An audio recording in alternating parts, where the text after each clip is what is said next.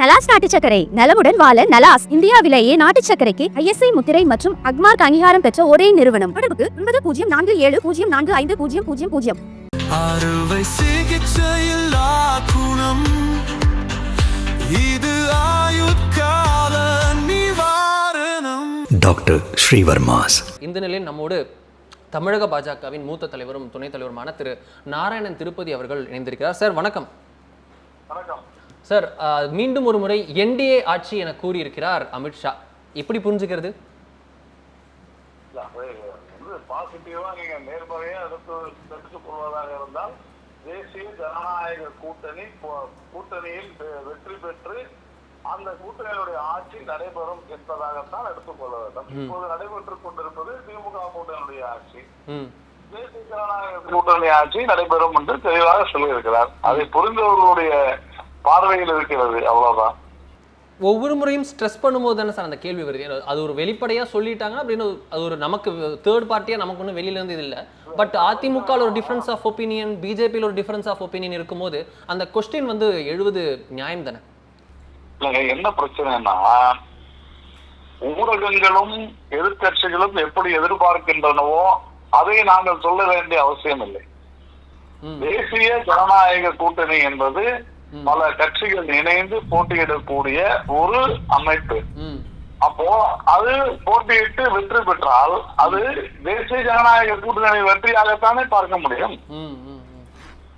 அப்புறம் இதுல என்ன பிரச்சனை இருக்குன்னு எனக்கு புரியல. ஆக்சுவலா தேசிய ஜனநாயக கூட்டணி வெற்றி பெறும் அப்படின்றதற்கும் தேசிய ஜனநாயக கூட்டணி ஆட்சி அமைக்கும் அப்படின்றதற்கும் வித்தியாசம் இருக்குல்ல சார்? ஆமாங்க, தேசிய ஜனநாயக வெற்றி பெற்றால் ஆட்சி அமைப்பது யாரு? எல்லாரும் சேர்ந்து தானே. சோ சேர்ந்துதான் ஆட்சி அமைப்பீங்க. அதாவதுங்க, இதுதான் பிரச்சனையே. அது அந்த அமைச்சரவையில யார் அங்கம் வகிப்பார்கள், யார் வகிக்க மாட்டார்கள், ஒரே கட்சி அது நடைபெறுமா இல்லையா என்பதெல்லாம் அது தலைவர்கள் முடிவு செய்வார்களுங்க. நீங்க இதற்கு முன்னாலேயே இப்ப இதுக்கு சொன்ன உடனே எத்தனை இடத்துல வெற்றி பெறுவீங்கன்னு கேட்பீங்க. எத்தனை இடத்துல தேசிய ஜனநாயக கூட்டணி வெற்றி பெறும் கேட்ட உடனே அதுல அதிமுக வெற்றி பெறும், அதுல பாஜக வெற்றி பெறும், இந்த கட்சி எவ்வளவு வெற்றி பெறும், அந்த கட்சி எவ்வளவு வெற்றி பெறும்னு கேட்பீங்களா? இன்னும் 8 மாதங்கள் இருக்கின்றன. நாங்கள் ஒரு கூட்டணியாக போட்டியிடுகிறோம். அந்த கூட்டணி வெற்றி பெறும் என்று சொல்வதில் என்ன தவறு இருக்கிறது? ஓகே, அது ஒரு விஷயம். அப்படின்னா முதல்வர் அவர் மீதான திரு அமித்ஷா அவர்களின் விமர்சனம் நேரடியாக வந்து உதயநிதியை முதல்வராக்குவது தான் முதல்வர் ஸ்டாலினுடைய ஆசை, சோனியா காந்தி அவர்களுக்கு ராகுல் காந்தியை பிரதமராக்குவது தான் ஆசை, இரண்டும் நடக்காது, இரண்டையும் நாங்கள் தேசிய ஜனநாயக கூட்டணியும் நாங்களும் மோடி அவர்களும் தடுப்போம் அப்படின்னு சொல்லியிருக்கிறார் திரு அமித்ஷா அவர்கள். உதயநிதி அவர்களை துணை முதல்வராக்கி இருக்கார். ஓகே, முதல்வராக்குவது தான் ஆசைன்னு எப்படி சொல்றார்? அதுதான் அவங்களுடைய நோக்கமே. அதுதான் வாரிசு அரசியல், குடும்ப அரசியல் தான் திராவிட முன்னேற்ற கழகத்தினுடைய கொள்கையே. அந்த திமுகவுடைய கொள்கையே அதுதான். கருணாநிதி, அதற்கு பிறகு திரு மு.க. ஸ்டாலின், அதன் பிறகு உதயநிதி, அதன் பிறகு இன்பநிதி என்ற பட்டியல தான் அந்த கட்சியும் குடும்பமும் சென்று கொண்டிருக்கிறது. தெளிவாக சரியாகத்தான் சொல்லியிருக்கிறார். அதே போலத்தான் காங்கிரசும் எத்தனையோ மரணடி வாங்கியும் கூட காங்கிரஸ் கட்சி தன்னுடைய தலைமையை மாற்றிக்கொள்ள போவதில்லை, அந்த குடும்ப வாரிசு அரசியலை விட போவதில்லை என்பது தெளிவாக புரிந்திருக்கிறது. ஓகே, இதுல வந்து நீங்க திருப்பி வெற்றி பெற வைப்பது அப்படின்றது மக்கள் தானே. இப்போ வந்து உதயநிதி அவர்களை தோற்கடித்திருக்கணும்ல சேப்பாக்கம் திருவில்லிக்கணி மக்கள், அவங்க வெற்றி பெற வைக்கிறாங்க, அவங்க ஏற்றுக்கொள்கிறார்கள் தானே அர்த்தம். அதாவது நமக்கு எல்லாருக்குமே தெரியும், சட்ட ரீதியாக நாம வந்து ஒரு வேட்பாளர் வெற்றி பெறுகிறார் என்று சொன்னாலும் கூட ஒரு கட்சியின் அடிப்படையில தான் அந்த வேட்பாளர் போட்டியிடுகிறார். அந்த கட்சி யாரிடத்துல இருக்கிறது, அதை யார் இன்ஃபுளுயன்ஸ் செய்கிறார்கள், அதிகாரத்தில் இருக்கிறார்கள் என்பதை பொறுத்துத்தான் எல்லாமே நடைபெறுகிறது. இங்கே பாரதிய ஜனதா கட்சியை தவிர வேறு எந்த கட்சியிலும் ஜனநாயகம் கிடையாது. எல்லா கட்சியிலுமே வாரிசு அரசியல் தான் இருக்கிறது. அதனால இது வந்து கைப்புண்ணுக்கு கண்ணாடி தேவையில்லையே.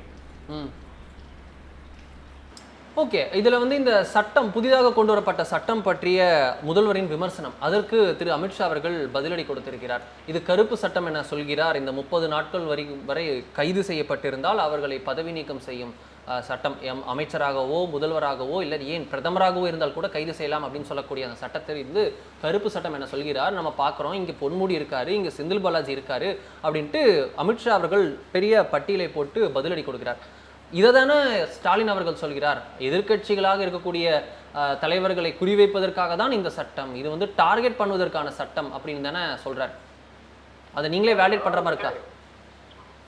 அதாவது ஒரு அரசு ஊழியர் ஊழல் செய்து லஞ்சம் வாங்கினால் 48 மணி நேரத்துல கைதாகிய 48 மணி நேரத்துக்குள்ள தன்னுடைய பணியை இழந்து விடுகிறார். தற்காலிகமாகவோ அல்லது நிரந்தரமாகவோ இழந்து விடுகிறார். அது அரசியல்வாதிகளுக்கும் பொருந்தும் தானே. உங்கள் மடியில் கவனம் இல்லை என்றால் வழியில் பயம் எதற்கு?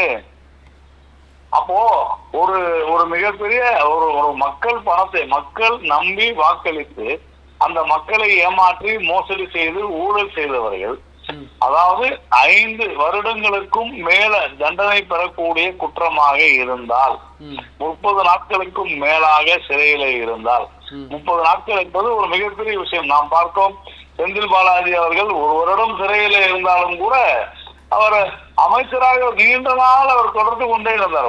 ஒரு அமைச்சர் சிறைக்குள்ளே இருப்பது என்பது எவ்வளவு பெரிய அவமானகரமான வெட்கக்கேடான விஷயம். அதை விட மோசம் என்னவென்றால், ஆட்சியை நிர்வாகம் செய்ய வேண்டிய ஒரு அமைச்சர் சிறைக்குள்ளே அமர்ந்திருப்பது என்பது எந்த விதத்துல நியாயம்? அப்படித்தான் முதலமைச்சராக கெஜ்ரிவால் இருந்தார், ஜார்க்கண்டினுடைய முதலமைச்சர் இருந்தாரு. அப்போ இதெல்லாம் அவமானம் இல்லையா அந்த நாட்டிற்கு? தவறு இல்லையா? அப்போ நீங்க இது வந்து அவருக்கு குற்றவாளிகளாக முடிவாகிறது ரொம்ப நாளாகும். அது வந்து ஜுடிஷியல் ப்ராசஸ். ஆனால் ஒருவர் 30 நாட்களுக்கும் மேலாக வெளி உலகத்தோடு அரசாங்கத்தோடு ஏன் அவர்களுடைய குடும்பத்தோடு கூட தொடர்பு கொள்ள முடியாத அளவிற்கு இந்த நாட்டினுடைய சட்டத்தின் அடிப்படையில கைது செய்து சிறையில் அடைக்கப்பட்டிருக்கிறார்கள் என்று சொன்னால், அவர்கள் அமைச்சர் பதவியிலோ முதலமைச்சர் பதவியிலோ அல்லது பிரதமர் பதவியிலோ அவர்கள் இருக்கக்கூடாது என்று சொல்வதில் தவறு என்ன இருக்கிறது? சாதாரண மக்கள் கூட இதை ஏற்றுக்கொள்ளும், ஒரு குழந்தை கூட இதை புரிந்து கொள்ளும். ஆனால் நம்முடைய முதலமைச்சர் மு.க. ஸ்டாலின் அவர்களுக்கு புரியவில்லை. அதான் விஷயம். ஓகே, ரொம்ப நன்றி திரு நாராயண் திருப்பதி. நம்மோடு இணைந்து டீட்டெயிலாக பேசுறதுக்காக மிக்க நன்றி.